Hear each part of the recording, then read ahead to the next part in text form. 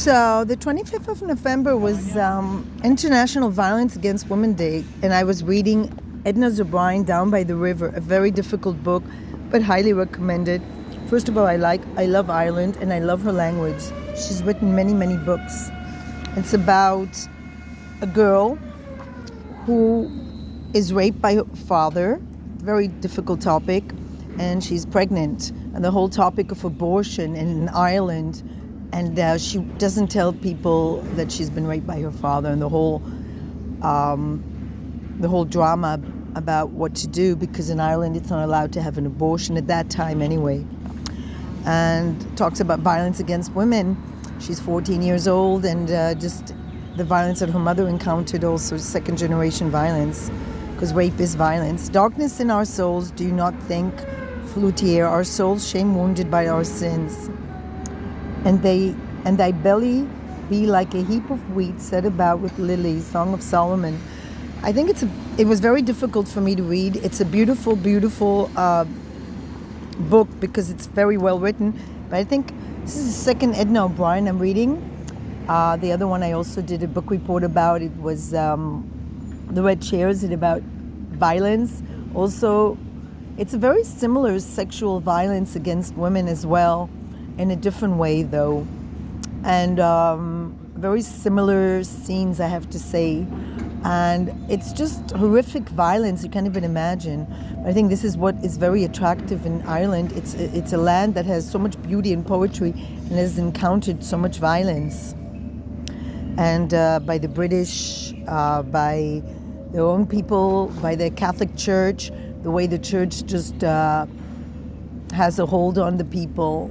And it's a huge question, because when indeed a girl is raped by her own father and she's pregnant, what can you do? What can you do about it? And it's really horrific drama, and it's just like it's a page turner, definitely, but in a different way, and it just makes you face something that we all avoid, which is violence against women. I think the statistics of the United Nations is 1 out of 3 women encounter, or girls encounter, violence throughout their lives. And I just had somebody speak about it. On Friday, there was a woman speaking about it, who's an activist. A lot of them go to prostitution, and they face a life of horrific suffering.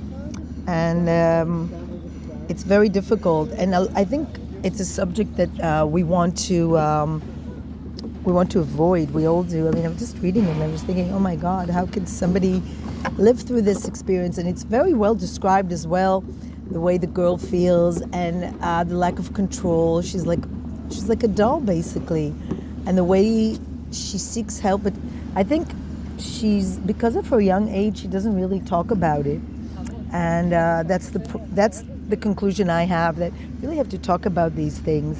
You have to talk about violence against women, and rape is an act of violence. And so many acts of violence take place in the family, within the family, which is the worst, the very, very worst of violence that can take place, because the very people who are supposed to protect you are the ones to attack you, whether it's a husband or whether it's a father. And especially when it's a young girl that she's not really surrounded by a support system. She's all alone with her father, and I can't imagine what makes a person do that, even under the influence of alcohol. It's a very big perverted behavior that is just, I don't know, can't even explain it, but I guess it's more, it takes place more often than we think, in many more homes than we think. And one of the lessons I also took from that speech by that woman who's an activist for women who encounter violence, sexual violence, and she tries to help women leave the vicious cycle of prostitution, is that you have to keep your eyes open in case you know of such a case. I do know cases. I have met throughout my life cases like this, but adult women that have been through this horrific cycle, were abused in some way, if not by a family member, by someone, and then they entered the world of prostitution where they were further abused. It's horrible to be female. On one hand, females, we're life givers. On the other hand, it's just we encounter so much violence. And I mean plural. I think every woman I think probably had a comment made to her which is inappropriate, or anything said to her that is inappropriate.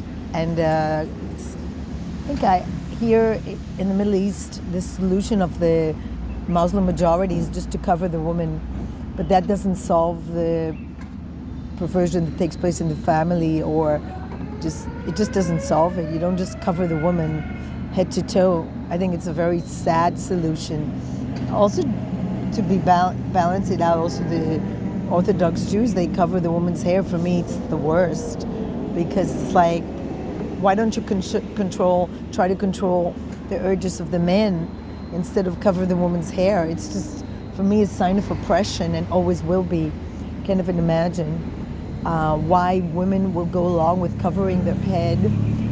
Especially in Judaism, it's a sign of marriage as well.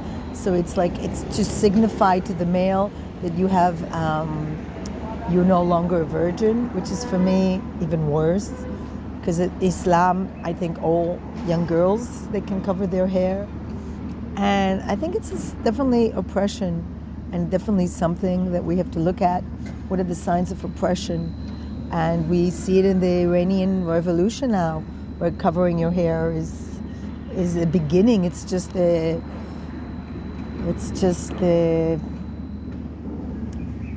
one sign of oppression. So our hair is not covered enough. It's never enough, is it? Instead of dealing with the male population, who 99% are the sexual predators, unfortunately. As much as I like men, I have to admit, yes, 99% of the predators are men. It is the fathers who mostly, it's very rare to see a mother abuse her child in such a way, in a sexual way. They abuse in other ways, though. So Shiva wants to go, so we wish you all a good week. And as the activist said, keep your eyes open. If you see somebody who's showing signs of